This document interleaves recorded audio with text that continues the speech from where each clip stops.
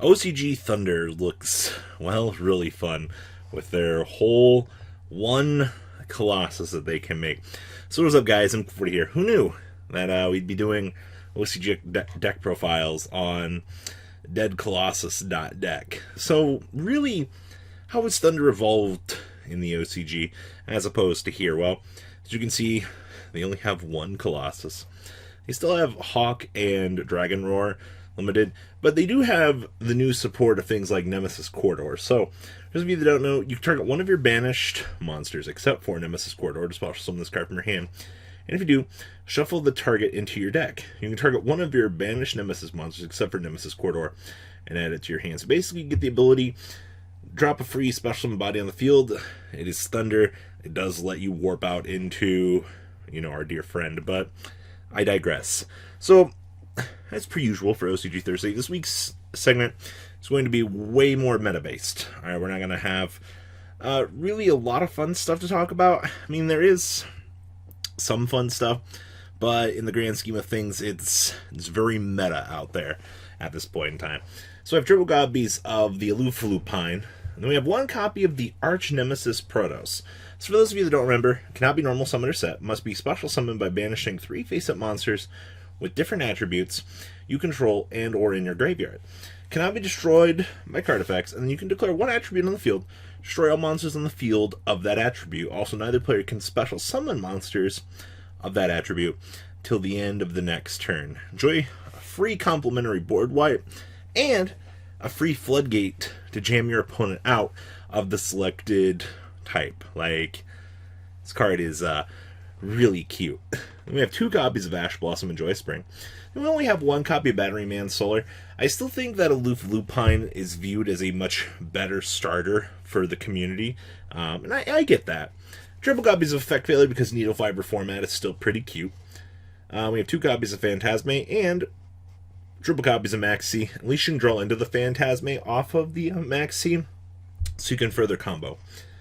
Then we have triple copies of the Nemesis Corridor, triple copies of Thunder Dragon. Then we have 2 copies of the Thunder Dragon Sky Rumble. So cannot be normal summoned or set, must be first special summoned during the turn that a monster or Thunder Dragon's monster effect was activated by banishing 1 level 8 or lower Thunder monster from your hand or field. Once per opponent's turn, quick effect, banish 2 cards from a graveyard, including a Thunder monster. Target 1 Thunder monster you control. Your opponent cannot target it with card effects this turn. And once per turn during the end phase, you can send 1 Thunder Dragon monster from your deck to the graveyard. This card actually just acts as another boss monster. Another way to banish a Thunder monster to drop another boss monster on the field. It's actually kind of cool that they did build one into the main deck for this, and I'm sure Thunder will enjoy this once we actually get this in the next set. We have triple copies of Thunder Dragon Dark, 1 copy of Thunder Dragon Duo, 1 Hawk, triple copies of Dragon Matrix, 2 copies of the Dragon Roar, 1 Allure Darkness, 1 Gold Sarcophagus, 1 Super Poly, 2 Thunder Dragon Fusion, and 2 copies of Infinite Permanence, wrapping up the main deck here. Next deck we have 1 Anaconda, 1 copy of Avermax, 1 Link Kribo, 1 Unicorn, 1 Phoenix, 1 IP, 1 Gravity Controller, 1 Cross Sheep, 1 Borreload, 1 Appaloosa, 1 Access Code Talker, triple Titan, and 1 copy of Colossus. Side deck here is triple Lancia, 2 copies of Pankratops, triple Nibiru, 1 Feather Duster, 2 Mind Control, 2 Super Polymerization. Then we have triple copies of Twin Twister, wrapping up. Well, it's a very interesting Thunder concept, I will say. I don't think we're going to get rid of links post Master Rule revision, but we'll have to wait and see, really, what comes out of that. Next list here. Ah, yes, Invoked. So for those of you that are all hyped about Invoked, because you get to mess around with the Shadal engine, remember, the OCG is an eternity ahead of us, because we have the Anaconda, or they have the Anaconda and we don't. The Anaconda drops off the Red Ice Fusion, and then you just go to town with your friend. They also have the new Invoked Agodius, so it's Alistair the Invoker, plus 1 fusion monster. So if this card is special summoned, or if a monster or monsters is special summoned to your opponent's field, you can target 1 card your opponent, or 1 monster your opponent controls, destroy it. You can only use this effect of Invoked Agodios once per turn. Once per turn, banish one fusion monster from your graveyard. This card gains attack equal to the banished monsters till the end of this turn. Actually, I love that this card actually exists, because this is something that they needed, just for more super poly target. So we have triple copies of Alistair the Invoker, of course. 2 copies of Ash Blossom and Joyous Spring. Triple copies of Effect Veiler, and triple copies of Max C, with the 1 Candina, the 1 Coralbane, the 1 Dark Magician, and the 1 Red Eyes. Then we have 2 copies of Call by the Grave, 2 copies of Crossout Designator. I love the fact that we're probably, if we get this card, it needs to be Endued. That would be great. We have triple copies of Instant Fusion, 2 copies of Invocation, triple copies of Magical Meltdown, 2 Mind Control, 1 copy of Mystic Mine, 1 copy Red Eyes Fusion, 2 copies of Super Polymerization, 1 Terraforming, 2 Trickster Light Stage, triple Infinite Permanence, and 1 copy of Metaverse. Nothing is a bigger insult to your opponent than activating Mystic Mine while hiding behind a free negator. Like, let's be honest here. Like, watch your opponent spam the field, and then you're just like, haha, Mystic Mine. And in the extra deck, we have the 1 copy of the Selene, the Sacred Sovereign of Magic, 1 Secure Gardna, 1 Almirage, 2 copies of my Anaconda, 1 Cross Sheep, 1 Access Code Talker, 1 Thousand Eyes Restrict, 1 Starving Venom, 1 Purgatrio, 1 Macabre, 1 Elysium, 1 Caligula, 1 Agodius, and then 1 copy of Dragoon of Red Eyes. Side deck here, triple Lancia, 2 copies of Pankratops, 2 Gamma Seal, 1 Feather Duster, 2 Lightning Storm, 2 MST, and triple copies of TC Boo, wrapping up this list.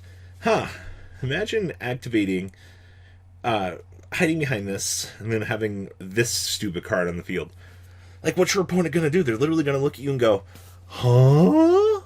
That's really good. Yeah, it is. Then the last list we have here is OCG Sky Striker. Now, I'm still a sad boy because we don't have Engage anymore, but it's okay. So this is just how they've chosen to adapt the deck. Their build is a little bit more interesting. I mean, they do have the Sky Striker Sieg, which does help quite a lot, and we don't have that.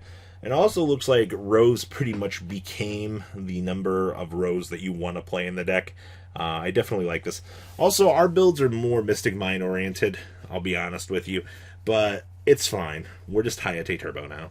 So we have 1, 2, 3 copies of Ray, 2 copies of Rose, 2 copies of Ash Blossom and Joyous Spring, 1 copy of the Evening Crescent and Autumn Shower, triple copies of Max C, and triple copies of Effect Veiler. Remember, Effect Veiler is only existing in this format right now because Veiling the Anaconda is disgusting. Like, you go into such a winning position that your opponent's just like, what do I do? I also like how, looking at these builds, the OCG's gone more towards Desires. Kind of cuts off a little bit from the whole Pot of Avarice thing. I get that they liked Avarice, but, you know, they still only have 1 Kagari. We got 3. So we have 1 copy of Feather Duster, 1 copy of Jamming Waves, 1 Rhoda, triple copies of the Draw Power for the deck, 2 copies of Engage, 1 Terraforming, 1 Afterburners, 2 Cosmic Cyclone, 1 Eagle Booster, 2 Shark Cannon, 1 Hornet Drones, 1 Magnet Reverse. Definitely interesting to see that this card has made its way into this format. I dig it.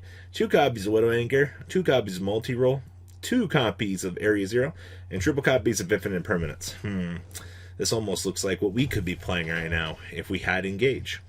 Down here in the extra deck, we have 1 Link Kuriboh, triple Shizuku, 1 Kagari, 1 Kaina, 2 Hayate, 2 Zeeg, 1 Needle Fiber, 1 Phoenix, 1 Selene, 1 Ingrisu, and 1 copy of Access Code Talker. This card is actually super insane. Side deck here we have 1 Nibiru, 1 Gamma Seal, 2 copies of Pankratops, triple Lancia, 2 Trap Eater, 2 Ghost Ogre and Snow Rabbit, 2 Mind Control, and you guessed it, 2 copies of Typhoon to wrap up your OCG Thursday experience. It's not the best format out there, but it's not the worst format.